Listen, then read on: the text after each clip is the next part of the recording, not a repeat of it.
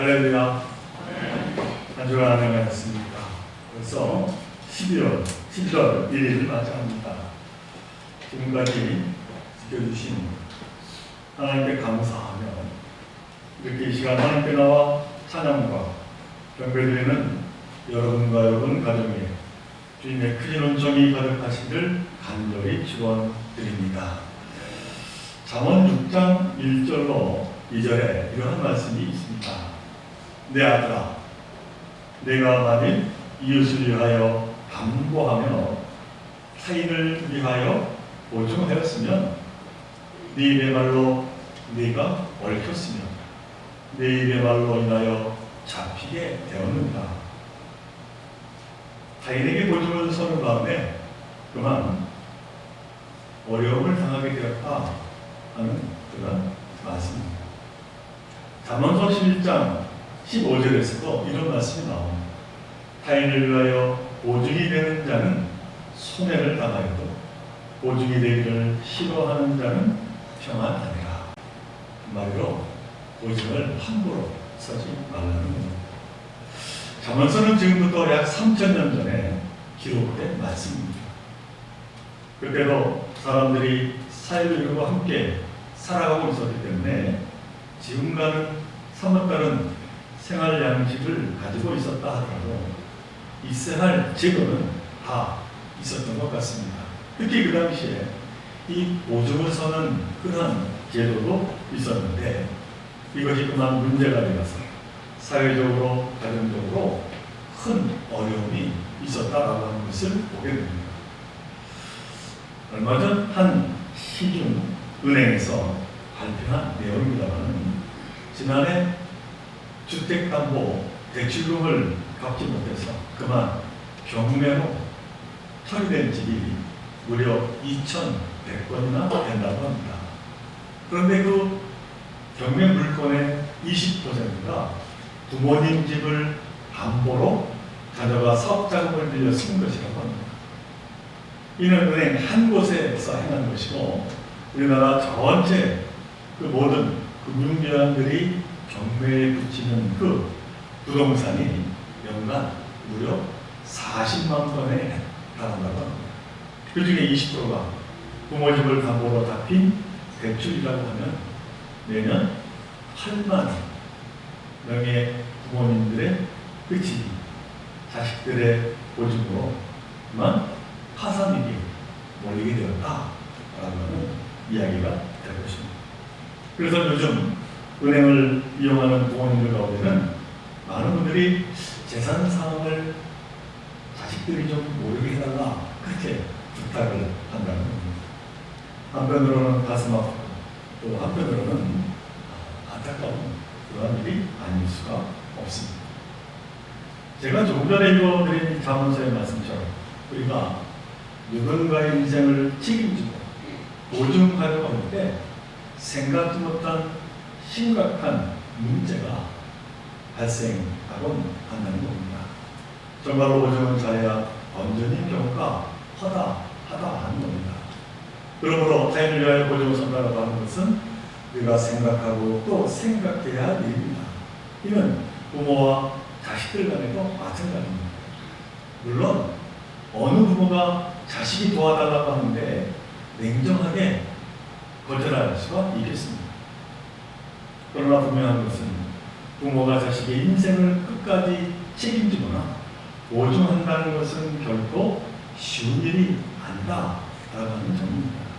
그러다 보니 부모는 자녀들이 무언가 결정할 때마다 늘 불안하고 자녀의 미래에 끊임없이 걱정하지 않을 수 없게 되는 겁니다.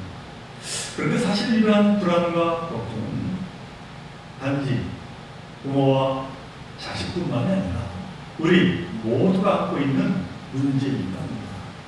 자기 인생은 결국 본인 스스로 책임지고 보증해 내야 하기 때문입니다. 그래서 인생이란 자기의 미래를 불안과 걱정으로부터 보증해 줄 만한 것을 찾아다니는 여행 이렇게 표현하기도 합니다. 그래서는 삶에 필요한 공부를 어떻게 하든 열심히 하려고 하고 자격증을 취득하려고 하고 재물도 열심히 모으고 또한 건강 지키려고 우리가 노력을 하며 살아가는 겁니다. 이 모든 것이 나의 행복한 미래를 보증해 줄 거라고 믿기에 이것들을 얻기 위해서 우리는 열심을 내는 겁니다. 자, 그런데 이런 것들을 막상 얻고 나면 이것이 끝이 아니라 내 삶을 보증할 또 새로운 것들을 찾게 되는 것이 우리의 인생입니다. 그리고 이러한 것들은 아쉽지만 유효기간이 있습니다. 결국 언젠가는 다 사라지고 마는 것들입니다. 한마디로 영원토록 변함없이 나를 책임지고 보증할 것은 이 세상에는 없다.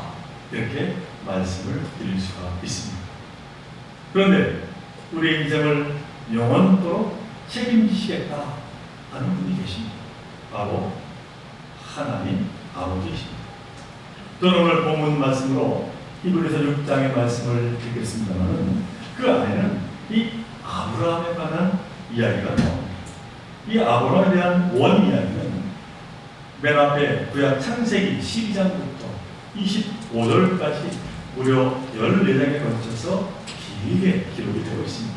그리고 그 안에 보면 아브라함의 모든 삶이 기록되고 있습니다만 그 안에 아버지 데라에 대해서 잠깐 언급을 하고 있는데 아브라함의 아버지인 데라는 우상과 귀신의 그 상을 만들어서 팔아 사는 사람으로 부자가 된 사람이었다. 이렇게 기록이 되고 있습니다. 아마 그 당시 아브라함도 이 아버지처럼 우상을 만들어 팔면서 살았다면 별 걱정 없이 그냥 한 촌으로 그의 인생을 편안하게 살았을 것입니다. 그런데 이 아브라함은 성경 말씀 보니까 뜻하지 않게 하나님을 만나게 되었고 하나님으로부터 약속의 말씀을 듣습니다. 너무나 유명한 말씀 창세기 12장 1절로 2절의 말씀입니다. 여호와께서 아브라함에게 이르시되 너는 너의 고향과 친척과 아버지의 집을 떠나 내가 너에게 보여줄 땅으로 가라. 내가 너로 큰 민족을 이루고 너에게 복을 주어 너의 이름을 창대케 하리. 너는 복이 될지라. 이렇게 말씀을 하시는 겁니다. 우상을 만들어 사람들을 미혹해서 부자가 되는 삶보다 더 복되고 번성한 삶을 약속해 줄 테니 나와 함께 하는 인생을 살아보라. 그렇게 말씀을 하십니다. 그러자 이 아브라함이 결단했습니다. 이 하나님의 약속을 믿고 새로운 미래, 전혀 어떠한 삶인지 알 수 없지만 그러나 과감하게 하나님을 믿고 집을 나서게 되었습니다. 그러나 이 성경 말씀 보면 하나님과 함께하는 이 아브라함의 인생은 항상 좋은 것은 아니었습니다. 때로는 너무나 힘들게 되고 또한 많은 걱정과 두려움도 있었고 속상하고 억울하고 또 지치기도 했습니다. 그렇지만 이 아브라함은 자신의 인생을 책임지시겠다고 하는 그 약속을 끝까지 믿고 인내하며 참아냈습니다. 그리고 마침내 복되고 감동적인 하나님의 약속, 아브라함의 그 모든 후손들에게 차고 넘치게 되었음을 성경은 말씀하고 있습니다. 오늘 본문이 히브리서 6장을 보면은 이제 하나님이 아브라함에게 약속하시고 맹세하시는 그 내용이 나옵니다만은 그 내용이 매우 흥미롭습니다. 보통 구약 시대에는 누군가와 보증하는 데 있어서 지켜야 할 하나의 원칙이 있었습니다. 그 원칙이란 그 약속과 맹세가 잘못되었을 때 책임질 수 있는 자기보다 더 큰 자, 더 높은 지위를 가진 자를 앞에 두고 약속하고 맹세해야만 하는 원칙이었습니다. 그래야 훗날 다툼 없이 해결이 되기 때문입니다. 자, 그런데 문제는 하나님이 약속을 하십니다. 하나님보다 더 높은 자가 과연 어디에 있겠습니까? 그래서 하나님보다 더 남이 가진 자, 더 높은 자, 더 강한 자가 없기에 하나님 자신을 두고 스스로 보증하고 맹세하셨다는 것입니다. 오늘 13절로 14절의 말씀입니다. 하나님이 아브라함에게 약속하신 때에 가르쳐 맹세할 자가 자기보다 더 큰 이가 없으므로 자기를 가리켜 맹세하여 이르시되 내가 반드시 너에게 복주고 복주며 너를 번성하게 하고 번성하게 하리라. 하나님은 약속하시며 거기에 더해 스스로 그 약속을 보증하는 보증인까지 되어 맹세하셨다는 것입니다. 너무나 놀라운 하나님의 축복, 은총이 아닐 수가 없습니다. 자, 그렇다면 하나님은 도대체 무엇 때문에 이 아브라함을 위해서 스스로 약속하시고 보증과 맹세까지 하셨을까? 그 이유가 무엇일까? 그 이유는 너무나 명료하고 단순합니다. 곧 아브라함은 하나님이 약속하시며 택하신 너무나 소중한 당신의 자녀이기 때문입니다. 그래서 하나님은 아브라함에게 복된 인생을 책임지시기 위해서 보증하시고 변함없이 맹세하셨음을 오늘 성경은 말씀합니다. 이를 오늘 본문 17절에서 이렇게 분명히 밝히고 계십니다. 17절에 말씀. 하나님은 약속을 기업으로 받은 자들에게 그 뜻이 변하지 아니함을 충분히 나타내시고 그 일을 맹세로 보증하셨나니 하나님은 한마디로 당신의 자녀로 세운 자를 끝까지 책임지시겠다고 맹세하셨다는 것입니다. 사랑하는 종교의 성도 여러분, 우리를 자녀 삼으신 하나님, 바로 이러한 하나님이십니다. 우리의 복된 인생을 책임지시고 끝까지 보증하시는 분이시다 라고 하는 것을 기억하고 언제나 하나님께 감사하시기를 바랍니다. 그러므로 때에 따라 앞으로 원치 않는 어려움과 시련을 겪게 될지라도 하나님을 의지하고 내일의 소망을 잃지 않으시는 여러분 되시기를 간절히 바랍니다. 자, 그런데 실상 우리의 인생이란 세상이라고 하는 바다 위에 떠있는 너무나도 초라한 아주 작은 배와 같습니다. 그러게 바람이 불고 파도가 조금이라도 출렁일 때마다 우리는 이리저리 흔들리지 않을 수 없습니다. 전능하신 하나님께서 비록 내 삶의 보증을 써주셨지만 약속해 주시고 그 맹세를 우리에게 해주셨지만은 그러나 그 사실을 확신하지 못한 채 작은 풍랑에조차 우리는 두려워 떨며 어쩔 줄 모르고 살아가는 것이 바로 죄입니다. 그래서 그만 하나님이 우리에게 복된 인생을 약속하시고 맹세해 주셨음에도 불구하고 이보다는 오히려 세상 안에서 나를 지켜줄 그 무엇인가 보증을 찾으려고 더 열심히 노력하고 이리저리 분주하게 뛰어다니며 살아가고 있습니다. 그러나 세상 바다에 휩쓸려 그만 뒤집혀지고 부서지고 절망에 이르게 됩니다. 우리는 너무나 부족한 자들이다 라는 것입니다. 그런데 참으로 놀라운 것은 하나님께서는 우리의 그 연약함을 너무나 잘 알고 계셨습니다. 그래서 하나님은 이 당신의 보증함과 더불어서 이것까지는 안 되겠다 생각하셨는지 또 다른 하나의 보증을 우리에게 준비하셨습니다.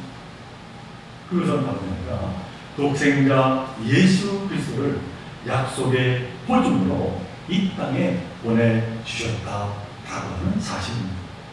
오늘 이 본문 들어있는 히브리서 10장 22절에서 분명히 말씀하십니다. 이와 같이 예수는 더 좋은 언약의 보증이 되셨느니라. 하나님은 우리를 위해 너무나 우리 약간 우리를 바라보며 약속하시고 스스로 맹세하셨음에도 불구하고 더 하나님께서는 우리를 보증하시기 위해서 독생자 예수 그리스도를 우리에게 보내시고 또한 복된 인생을 확증해 주셨다라고 하는 사실입니다. 그러므로 사랑하는 성도의 여러분, 이처럼 독생자 예수 그리스도까지 이 땅에 보내주신 그 하나님의 크신 사랑, 긍휼하심, 그 놀라운 하나님의 충만하신 그 은혜를 우리는 언제나 기억해야 될 줄로 믿습니다. 자, 이처럼 철저하게 택하신 우리를 보존하신 하나님, 그런 일들과 어찌 하나님의 그 크신 사랑을 잊을 수가 있겠습니까? 우리는 그러므로 늘 간구해야 할 것이 있습니다. 세상에 어떠한 파도와 어떠한 풍파가 닥쳐올지라도 이 하나님의 약속과 맹세를 내 가슴 속에 동요맬 그 방법을 우리는 열심히 찾아야 한다고 하는 것입니다. 자, 그렇다면 이 흔들리는 세상 속에서 어떻게 하면 이 약속과 맹세를 내 가슴 속 깊이 흔들리지 않으며 동요맬 수가 있겠습니다. 그 대표적인 여러 가지 이제 방법 가운데 특별히 우리에게 말씀하시는 것이 하나가 있습니다. 곧 요한복음 1장 1절의 말씀입니다. 대출 말씀이 계십니다. 이 말씀이 하나님과 함께 계셨으니 이 말씀은 곧 하나님이십니다. 그러니까 하나님의 약속과 그 맹세를 잊지 않도록 동요할 수 있는 방법은 한마디로 말하면 하나님의 말씀에 나를 동요할 때 우리는 험한 파도를 이기며 하나님의 약속과 맹세를 잊지 않게 되리라 라고 하는 것입니다. 그래서 아무리 험한 고난이 닥쳐 우리는 인내하며 나의 소망을 향해 전진하게 되리라 라고 하는 겁니다. 저는 얼마 전에 크리스천 투데이라고 하는 기독교 신문을 읽었습니다만 여러분들 젊은 연예인들이 손담, 공효진, 정여원, 이한희, 최수영, 정경호 이런 연예인들을 아십니다. 저도 이 중에 몇 사람은 제가 안 먹었습니다만 이들에게 공통점이 하나가 있는데 이들은 모두 다 놀랍게도 성경을 열심히 읽는 연예인들이라고 하는 그런 내용이 있습니다. 그런데 이들이 성경을 열심히 읽는 이유가 한결같았습니다. 곧 연예인으로 산다라고 하는 것이 겉과 다르게 너무 힘들고 시련도 많고 고독하다라고 하는 것이었습니다. 그래서 이 젊은 나이에도 불구하고 그들은 하나같이 불면증에 시달리고 살아간다는 것입니다. 그런데 하나님의 말씀을 읽으면서 거기에서 힘으로 이제 그 모든 것을 감당하는 힘을 얻게 되었다고 그들이 고백했습니다. 하나님의 말씀에서 마음의 위로와 안정을 찾게 되었다는 것입니다. 이처럼 우리가 하나님의 말씀에 나를 동요할 때 우리는 하나님의 약속과 그 부중하심을 다시 깨달아 알고 우리는 소망의 길로 나아가게 되리라 라고 하는 사실입니다. 지난 8월 태풍 바비가 우리나라 남쪽 대한 지역을 강타했습니다. 그때 어부들은 배가 뒤집히거나 파손되지 않도록 그 어느 때보다 단단히 묶고 맸다고 합니다. 그런데 그 가운데 꼭 빼놓지 말아야 할 하나의 조치가 있다는 것입니다. 그것은 다름 아니라 밭을 물속 깊이 내려 넣는 것이었다고 합니다. 그래야만 파도에 휘둘리지 않고 뒤집히지 않고 든든히 견디게 된다고 하는 것이죠. 옛날부터 내려왔던 아주 지혜로운 경험으로 인한 끝을 내리는 그런 방법입니다. 그런데 오늘 읽은 이 본문을 말씀을 보니까 이 히브리 기자는 이 사실을 잘 알고 있었던 것 같습니다. 그래서 오늘 6장 19절 전반부에서 이렇게 표현합니다. 우리가 이 소망을 가지고 있는 것은 영혼의 밭 같아서 튼튼하고 견고하여는 말씀하고 있습니다. 그러니까 우리가 세상 파도에 휩싸여 뒤집히지 않는 길은 하나님과의 그 약속과 맹세를 잊지 않는 것인데 이는 마치 튼튼하고 견고한 영혼의 밭 같기 때문이라고 그는 표현하고 있습니다. 이 영혼의 밭이 세상이라고 하는 출렁 있는 바다에서 우리의 생명을 지켜주는 안전핀이라고 그는 이야기하고 있는 겁니다. 곧 우리가 살아가면서 하나님의 약속을 잊지 아니하고 그 맹세에 우리는 늘 내 마음을 동요할 때 그것이 영혼의 밭이 되어 우리를 흔들리지 않도록 붙잡아 주시게 될 줄로 믿습니다. 그래서 결국 어떻게 됩니까? 오늘 보면 19절 하반절은 이 영혼의 밭으로 인하여 우리가 어디에 결국 들어가는지를 이렇게 말씀하고 있습니다. 19절 하반절의 말씀. 휘장 안에 들어가나니, 그 우리가 영혼의 다스로 인하여 들어가는 것은 바로 휘장 안이라는 것입니다. 그런데 이 대체 휘장 안이라고 하는 것이 어디를 말합니까?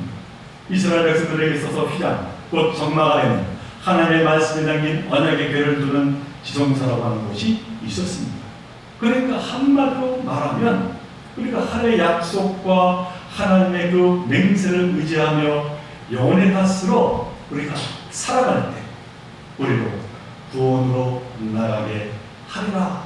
하나님 함께 해주시는 영광스러운 자리, 복된 삶으로 우리의 삶을 온전히 인도하여 주실 것이라고 말씀하고 계신 것입니다. 그러므로 사랑하는 우리 종교의 성도 여러분, 세상의 그 어떠한 것도 우리의 인생을 대신 책임지거나 보증하지 않습니다. 그러나 하나님은 당신이 택한 자녀에게 복되고 소망하는 인생을 보증하셨기에 이를 믿고 이를 소망하며 우리가 살아갈 때 그러므로 인하여 어떠한 고난이 닥칠지라도 영명하기보다 이러한 하나님의 은혜를 우리가 가슴에 새기며 모든 것을 감당해 나아가시기를 간절히 바랍니다. 무엇보다도 하나님의 말씀, 영혼의 닷을 내리고 소망을 향해 전진하시기를 간절히 바랍니다. 그럴 때 하나님은 우리의 참된 소망과 하늘의 평강을 허락하여 주시고 우리에게 예로해 주신 복의 끝없는 삶을 더하여 주실 줄로 믿습니다. 이러한 삶을 감당함으로 평으로 하나님께 그 영광을 돌리고 또한 많은 이들에게 그 하나님의 사랑을 증거하며 다 함께 이제 휘장 안으로 들어가 영광스러운 하나님을 만나며 그 가운데 하나님께 할렐루야 찬양을 드릴 수 있는 저와 여러분들 모두가 되시기를 주님의 이름으로 간절히 축원을 드립니다. 우리 함께 이루어진 사랑의 하나님, 오늘 히브리서의 말씀을 통해서 하나님은 우리를 당신의 자녀로 택하시고 우리에게 복으로 축복하신다 약속하시며 맹세하셨음을 말씀하고 있습니다. 그러나 저희도 너무나 부족하여서 이 약속과 맹세를 잊으며 살아갈 때가 너무나 많습니다. 그럴 때마다 하나님 저희들 말씀에 열심을 내게 하여 주시고 말씀 가운데 거하게 하여 주시고 말씀으로 다시 한번 하나님의 약속을 기억하고 그 가운데 하나님께 더욱더 나아가는 자들 되게 하여 주옵소서. 하나님께서 영광스러운 자리에 우리를 세워주신다 말씀하신 그 하나님의 맹세하심과 약속을 언제나 가슴에 담고 오늘도 세상을 이기며 살아가는 길로 축복하여 주옵소서. 이 모든 것 간절히 바라볼 때마다 우리 주 예수 그리스도 이름으로 감사하며 기도하옵나이다.